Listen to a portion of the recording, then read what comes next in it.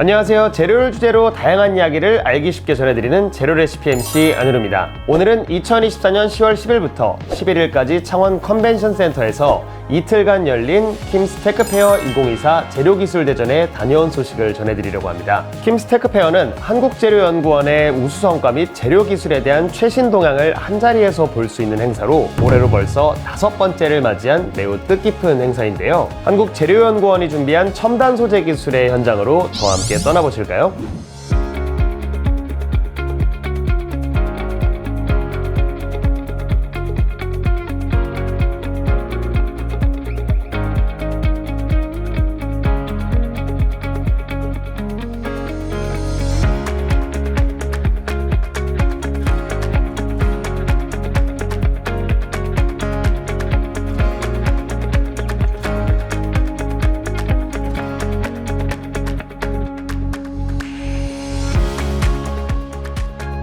이번 킴스 테크페어 2024에는 전시기술 부스만 무려 150개가 열렸다고 하니 그 규모가 상당하다고 볼 수 있는데요. 이와 같은 많은 고유기술 전시 중 특히 많은 분의 눈길을 끄는 전시관이 있었습니다. 바로 세계 1등 기술관과 사업화 기술관입니다. 그 중에서도 많은 내빈분들의 관심을 끌었던 전시관, 세계 1등 기술관에는 어떤 기술들이 전시되어 있었을까요? 한국재료연구원의 세계 1등 기술, 그 첫 번째, 네오디뮴 저감형 고특성 영구자석 소재 기술입니다.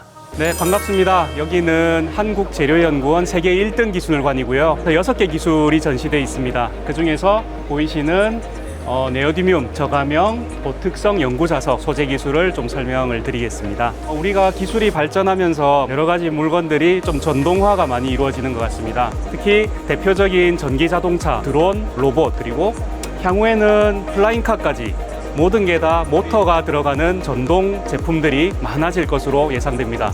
그에 따라서 배터리도 중요하지만 배터리만큼 또 중요한 것이 바로 자석 소재인 것 같습니다. 이 자석 소재는 여러 가지 원소들이 필요로 하는데 그 중에서도 히토류라고 불리는 네오디뮴, 디스프로슘, 터뷴 이런 히토류 소재들이 필요하게 됩니다. 하지만 이런 히토류 소재들은 사실 특정 국가에만 있거나 아니면 쉽게 좀 수급이 어려운 경우가 발생을 할 수도 있고 자원의 무기화라든지 또 여러 가지 문제에 부딪힐 수가 있습니다. 하지만 우리 연구원에서는 그런 히토류를 저감한 새로운 자석 소재 연구 개발을 성공해서 기술 이전까지 완료했는데요. 보시는 바와 같이 가장 대표적인 히토류 원소라고 할 수 있는 네오디뮴을 30% 이상 저감하면서 세륨으로 대체할 수 있는 소재 구조 기술이라든지 급속 냉각을 할 수 있는 공정 기술을 개발해서 실제 실용화를 앞당긴 기술이라고 말씀드릴 수 있습니다. 고효율 모터용 히토류 영구자석 분야의 국내 시장 규모는 2021년 기준으로 연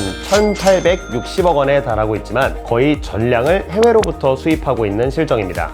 여기에 최근 중국의 히토류 자원 무기화, 일본의 소재 수출 규제, 그리고 전 세계적인 탄소 저감 이슈를 고려하면 히토류 영구자석 소재 기술의 국산화는 반드시 해내야 할 숙제와 같은데요.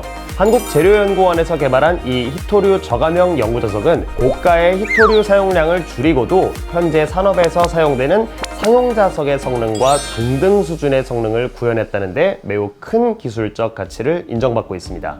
자석 소재와 마찬가지로 전기자동차나 또 전동화에 필요한 부분이 바로 열 관리 기술입니다. 특히 열 관리 기술에서 대표적인 것이 방열 소재가 필요하게 됩니다. 열을 밖으로 또는 방열판으로 빨리 배출을 하거나 전달을 할 필요가 있는데요. 이런 방열 소재 기술 같은 경우에도 기존에 사실 방열 접착제에 알루미나, 산화 알루미늄 소재가 많이 적용이 됐습니다. 하지만 우리는 그보다 훨씬 방열성을 높인 산화 마그네슘 소재, 마그네시아 소재를 연구 개발해서 실제 연구소 기업까지 설립을 하여 지금 생산을 앞두고 있는 과정입니다. 이런 기술이 적용이 되면 앞으로 전기자동차의 무게를 절감하거나 아니면 방열 특성을 좋게 해서 배터리 성능을 높이거나 좀 더 많은 주행 거리를 이룰 수 있는 그런 중요한 소재 기술이다, 이렇게 말씀드릴 수 있습니다.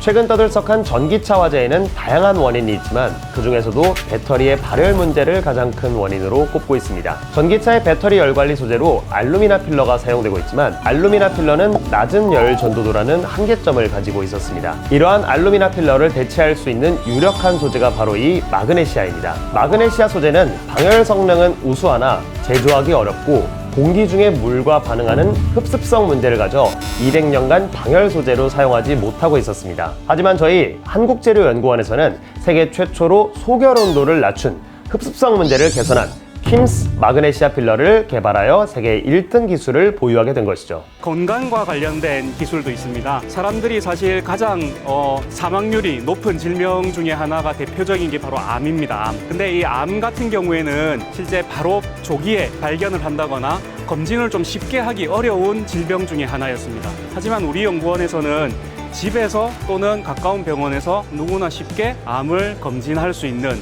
그런 암 진단 센서 기술을 가지고 있습니다. 특히 라만 분석법을 적용을 해서 일종의 빛을 이용해서 분자의 상태를 확인할 수 있는 그런 기술이라고 볼 수 있는데요. 특히 저희는 삼성서울병원이나 하버드대학교나 이런 우수한 병원과 또는 대학, 기관들과의 협력을 통해서 폐혈증이라든지 또는 췌장암이라든지 이렇게 쉽게 좀 발견이 어려운 이런 암을 손쉽게 발견을 할 수 있는 기술을 연구했고요. 지금 임상이라든지 이제 다음 단계를 위해서 실용화를 위해서 준비를 하고 있습니다.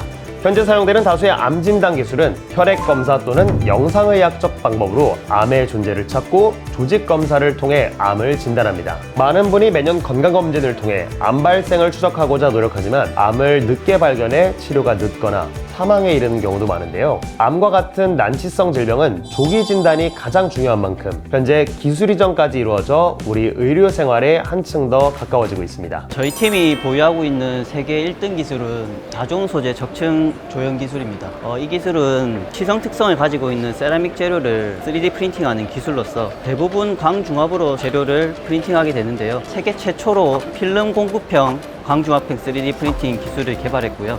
이걸 통해서 여러 가지 세라믹 재료를 이용해서 다양한 어플리케이션에 적용하고 있습니다.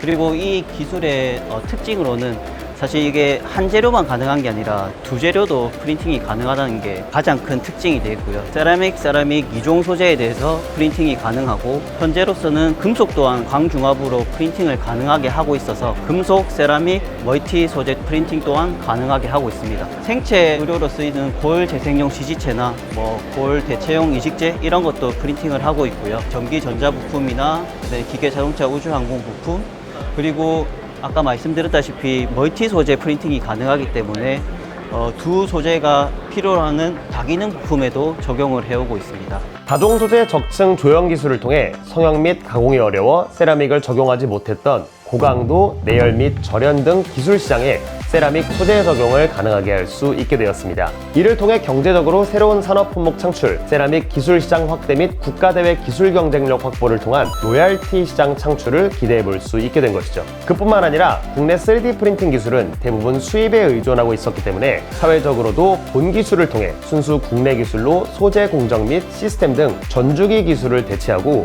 로얄티 시장의 창출과 관련 기술의 국가 경쟁력 향상을 기대해 볼 수 있겠습니다.